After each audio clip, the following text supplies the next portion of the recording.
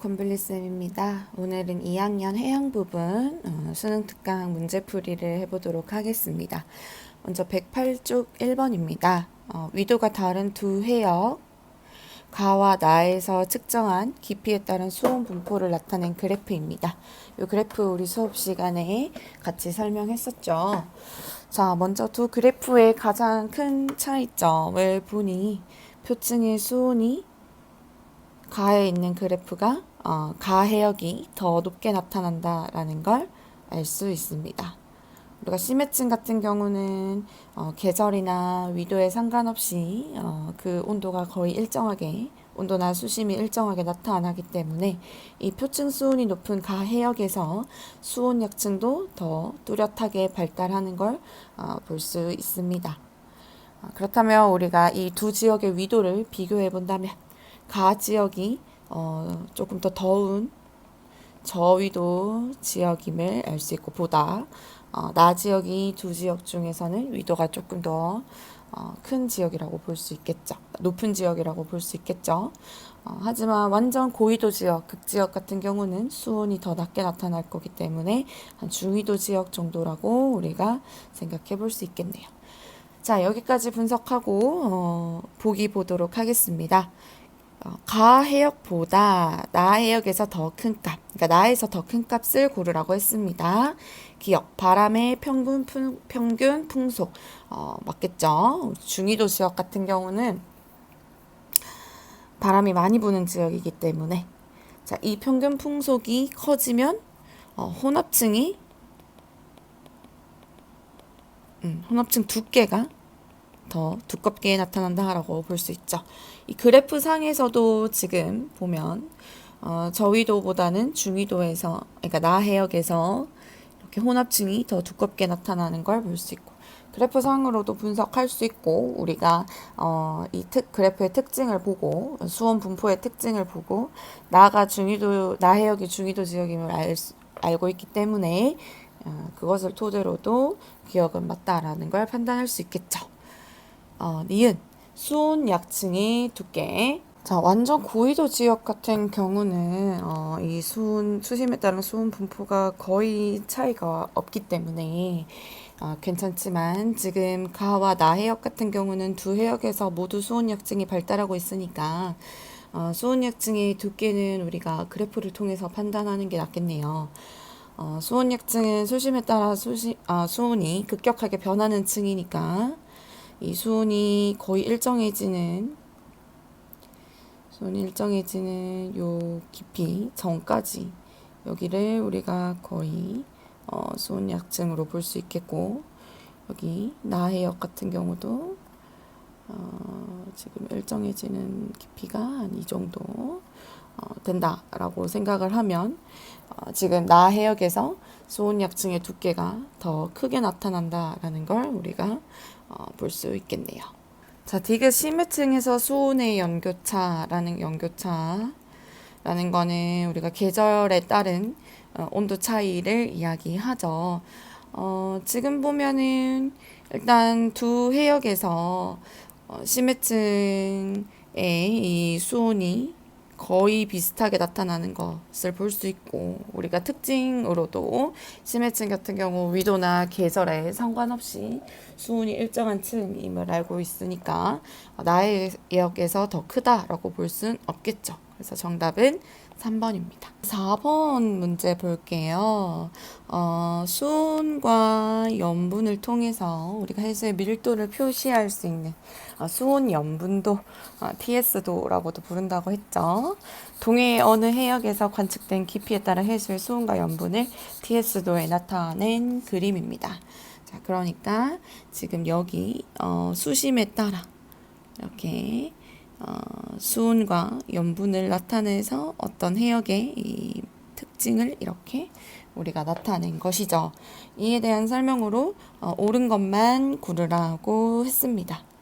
그러니까 우리가 그래프를 보면서 이 수온 염분도를 보면서 이 해수의 깊이에 따른 수온과 염분의 변화를 알 수 있기 때문에 그래프를 읽어서 우리가 해수의 특징을 판단할 수 있는 거죠.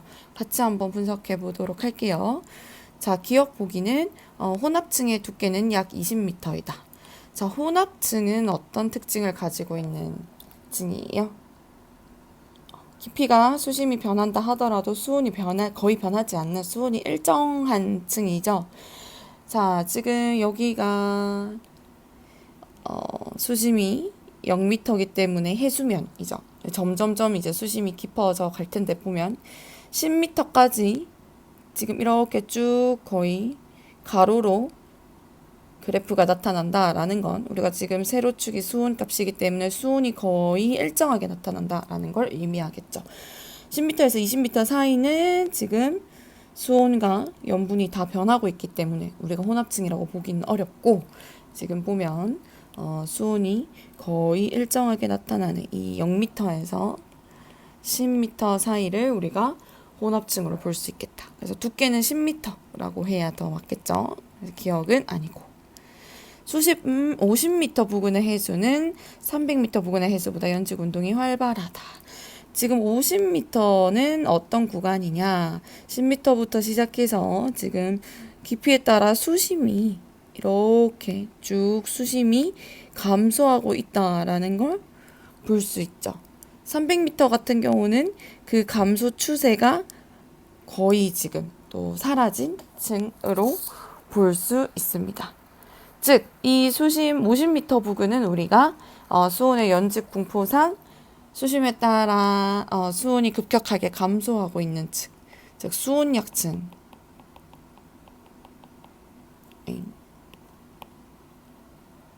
여기다 적을까요? 수심 50m 부근의 수는 우리가 수온약층임을 알 수 있고, 지금 100m부터 300m 구간까지는 수심이 감소하기는 하지만 이 감소율이 급격히 떨어지고 있다라는 걸 볼 수 있죠.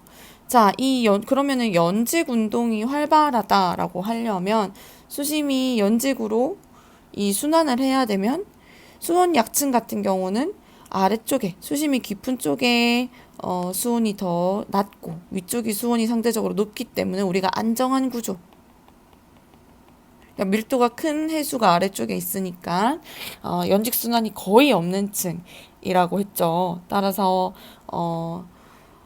50m 부근 이 수온 약층에 해당되는 해수는 300m 부근의 해수보다 연직 운동이 활발한 게 아니라 거의 안 일어나는 층으로 봐야겠죠. 수심이 깊어질수록 밀도는 계속 커진다. 자, 지금 수심에 따라 이렇게 수온과 염분이 변하는 정도의 차이는 있지만 결국 우리가 밀도를 나타내는 이 등밀도 성상으로 봤을 때는 지금 계속 밀도가 쭉 이렇게 한 1.02에서 시작해서 0.25 정도에서 시작해서 1.028 이 선까지 밀도가 변하고 있기 때문에 밀도가 계속 커지고 있다라는 걸 볼 수 있겠죠. 그래서 정답은 2번입니다. 그러니까 우리가 이 TS도를 활용해서 수온의 변화를 알 수 있기 때문에 이렇게 혼합층의 성질을 가지느냐, 그 깊이가 수온약층의 성질을 가지느냐, 우리가 아까 앞에서 봤던 이런 수온의 연직 분포상으로 어떤 그 층에 속하는지도 볼 수 있고, 뭐 염분의 변화도 볼 수 있고, 그로 인해서 최종적으로 우리가 그 층에서 해수의 밀도도 비교해 볼 수가 있습니다. 5번 문제 볼게요. 2월과 8월에 우리나라 주변 해역에서 관측된 표층 염분 분포를 나타낸 것이다. 자, 보기를 바로 봅시다. 옳은 것만 고르세요. 동해에서 계절에 따른 표층의 염분 분화는 연안이라는 건 이 바다와 육지가 접하고 있는 부분이라고 했죠. 연안보다 먼 바다에서 대체로 작다. 맞나요? 네, 맞습니다. 자, 연안은 우리가 특징이 육지에 있는 어떤 강이나 호수로부터 우리가 담수가 염분기가 없는 물 유입될 가능성이 있는 지역이라고 했죠. 자, 담수가 유입되면 염분이 증가해요, 감소해요? 우리가 똑같은 농도의 소금물에 물만 더 갖다 붓는 상황이니까 염분이 감소한다 라고 봐야겠죠. 따라서 변화는, 표층 염분 변화는 먼 바다에서 대체로 작다라고 했으니까.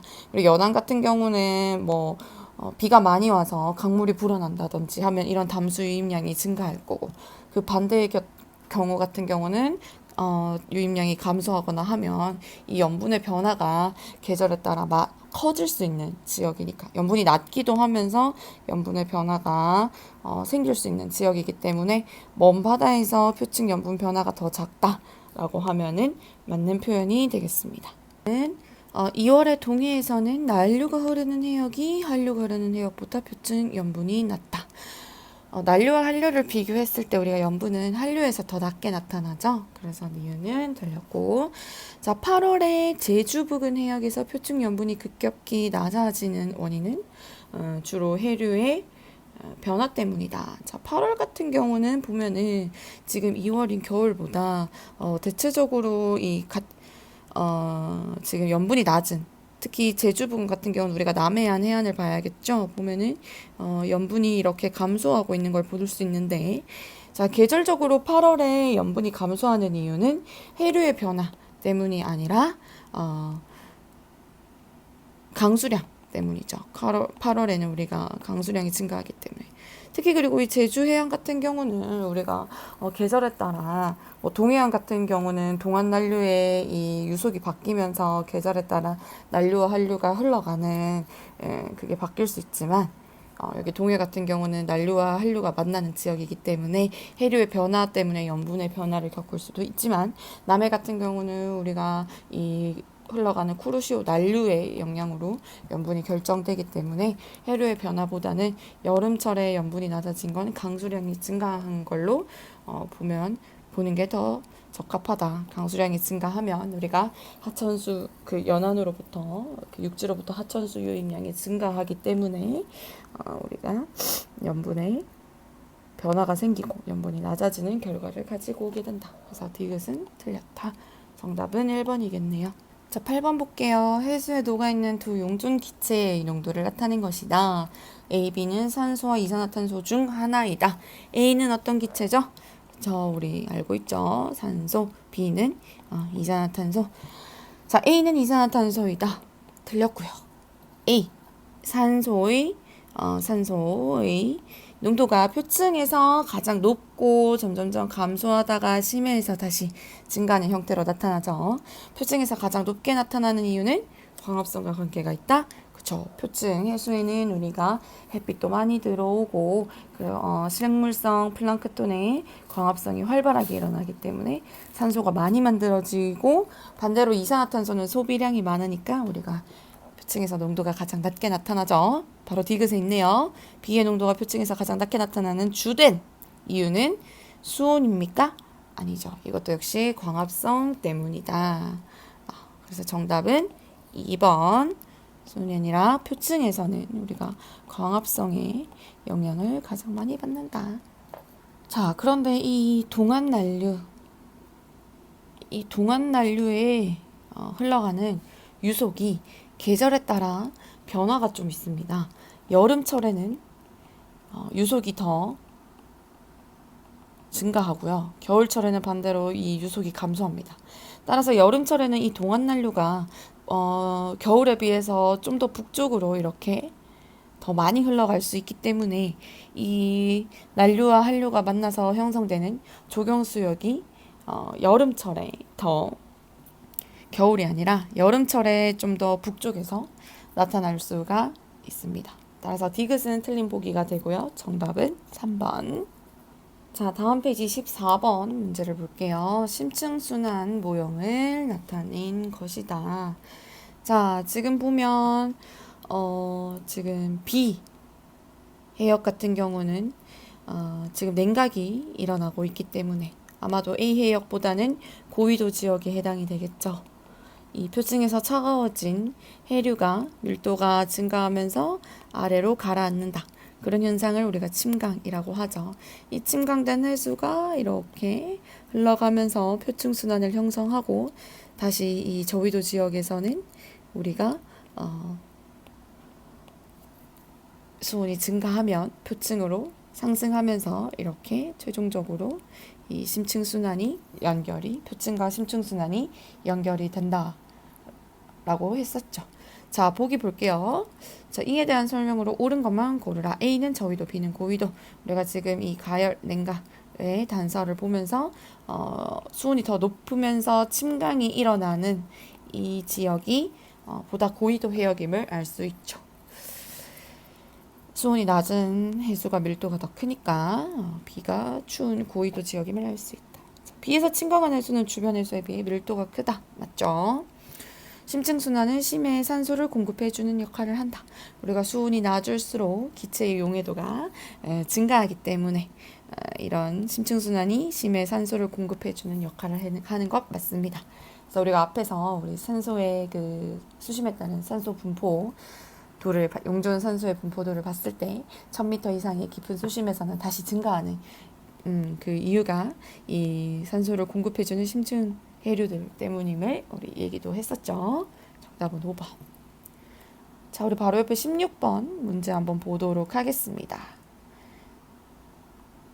자, 우리가 방금 14번 문제에서 심층순환이 발생하고 이 심층순환이 표층순환과 연결된다라는 걸 대략적으로 볼 수 있었는데요.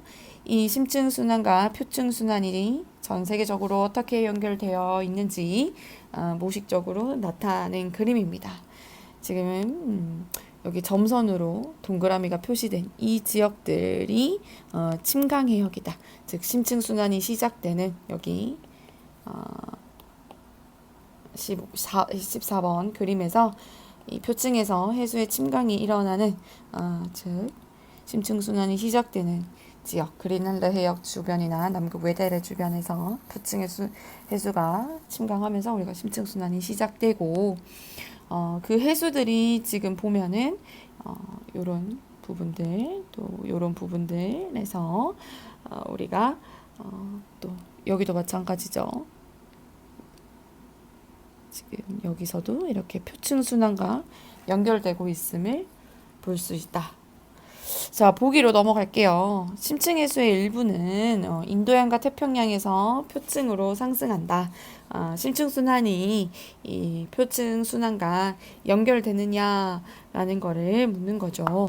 지금 방금 선생님이 그림으로 표시했던 이 부근들에서 우리가 연결이 되는데 여기가 지금 인도양 부분, 지금 그림에서 여기는 이제 대서양 부근 이런 쪽에서 태평양도 마찬가지고요. 심층순환의 일부가 표층으로 상승하면서 표층순환과 연결이 된다라는 거죠. 그래서 기억은 정답. 심층해수에 산소를 공급해주는 해수는 주로 그린란드와 남극 대륙 주변에서 형성된다. 심층해수에 산소를 공급해주는 해수는 우리가 심층해류, 그러니까 차가운 이 표층에서 하강에서 만들어지는 이 심층 해류들이 기체의 용해도가 크기 때문에 심해에 산소를 공급해주는 역할을 하는데 지금 그 시작점을 그림에서 표시해준 이유가 이 니은 보기 때문이겠네요. 그린란드와 남극 대륙 주변에서 형성된다. 정답이고요. 표층순환과 심층순환은 컨베이어 벨트와 같이 연결되어 전 지구를 순환한다. 이 그림이 궁극적으로 나타내고자 하는 그림이죠. 따라서 우리가 이 표층순환과 심층순환은 긴밀하게 연결이 되고 있기 때문에 우리가 이 심층순환이 표층에서 이 침강이 잘 일어나지 않는다면, 즉 심층순환의 시작이 원활하게 일어나지 않는다면 결국에는 우리가 심층순환뿐만 아니라 표층순환까지도 약화되는 그런 결과를 가지고 올 수도 있겠죠. 그러니까 표층순환과 심층순환이 연결되어 있다라는 걸 알려주는 문제였습니다. 정답은 5번. 3점 테스트 1번 문제 볼게요. 위도에 따른 수온의 연직 분포를 나타낸 것이다. 지금 여기가 디귿지역, 그 다음에 지금 짧은 점선으로 나타난 지역이 니은 지역, 다음 여기가 디귿지역, 이렇게 세 지역의 수심에 따른 수온의 연직 분포가 나타나 있죠. 자, 지금 여기 파란색으로 표시한 지역이 그렇죠. 표층 수온도 낮고 심해와 거의 연직 그 수온 차이가 없기 때문에 수온 약층이 잘 발달하지 않는 저위도임을 알 수 있고 B는 아니죠. 초록색으로 나타나는 구간이 중위도. 그다음에 표층 수온이 가장 높고 수온 약층이 뚜렷하게 발달하는 여기가 저위도죠. 여기가 고위도, 추운 지역. 이렇게 위도 차이가 난다라는 걸 우리가 알 수 있습니다. 자, 그 다음에 보기로 일단 넘어가서 계속 연결해 보. 용존 산소량은 A층에서 C층으로 갈수록 대체로 증가한다. 지금 A, B, C의 차이는 깊이죠. 자, 용존 산소량은 우리가 처음 해수면에서부터 어느 정도 깊이까지는 광합성량의 감소로 인해서 감소하다가 우리가 1000m, 수심 1000m 이상의 심해에서는 다시 차가운 이 심층 해류의 영향으로 증가하는 그런 양상을 보였었죠. 기억나죠? 따라서 A층에서 C층, 지금 C층은 1000m 이상의 깊은 심해이기 때문에 용존 산소량이 대체로 증가한다 라고 말하면 틀리고, A에서 C로 갈수록 산소량은 표층에서는 일단 가장 높고 감소하다가 다시 이제 심층 해류의 영향으로 이런 증가하는 양상을 보이겠죠. 그래서 자, 니은 바람에 의한 연직 혼합은 기억보다 니은은 살벌하다. 바람에 의해 연직 혼합이 일어나는 층은 어디인가요? 그렇죠. 바람의 영향을 많이 받는 혼합층이죠. 그러니까 혼합층이 어디에서 더 잘 만들어지느냐, 기억 지역이냐, 이은 지역이냐라고 물었는데 지금 니은이 중위도에 해당되니까 바람이 더 강한 지역으로 이 바람에 의한 연직 혼합이 활발하게 일어나고 따라서 혼합층이 더 두껍게 발달한다라는 걸 알 수 있으니까 니은은 정답. 기억, 니은, 디귿, 중, 즉 디귿. 이 각 해역에서 밀도 약층은 디귿에서 가장 뚜렷하게 나타난다. 자, 우리가 해수의 밀도는 수온과 영분에 의해서 결정이 되죠. 우리가 수온이 가장 수심에 따라 급격하게 감소하는 층이 어디입니까? 그렇죠, 수온 약층이죠. 그래서 밀도 약층 같은 경우는 우리가 수온 약층과 각 지역에서 거의 일치하게 나타나는 특징이 있습니다.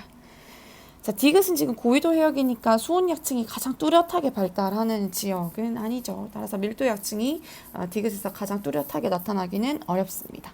정답은 2번.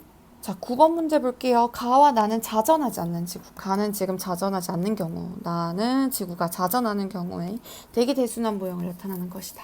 우리가 자전하지 않는 경우는 크게 하나의 이런 순환이 나타날 거라고 했고, 이때 우리가 단위 면적당 태양 복사 에너지를 많이 받는 저위도에서 공기가 상승하고 이 상승한 공기가 이동해서 다시 고위도에서 하강하는 이런 형태의 순환이 나타난다라고 했고요.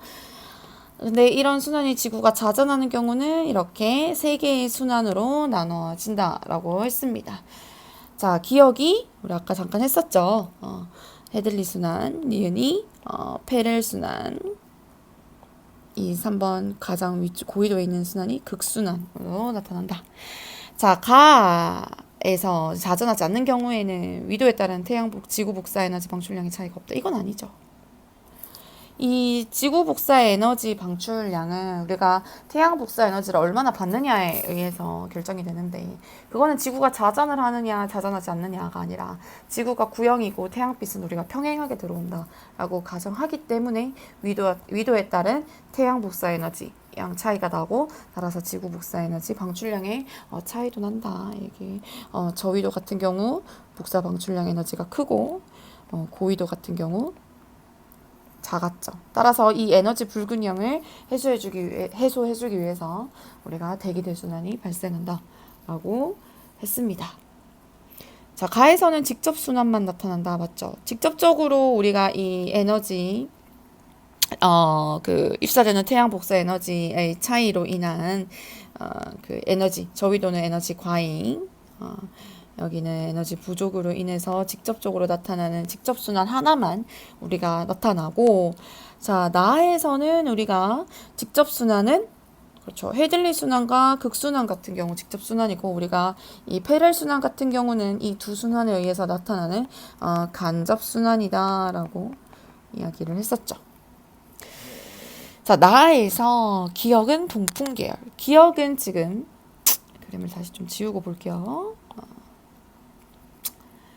기억은 지금 헤들리 순환으로 인해서 지상에서 부는 바람이고, 니은은 페렐 순환에 의해서 지상에서 부는 바람이다.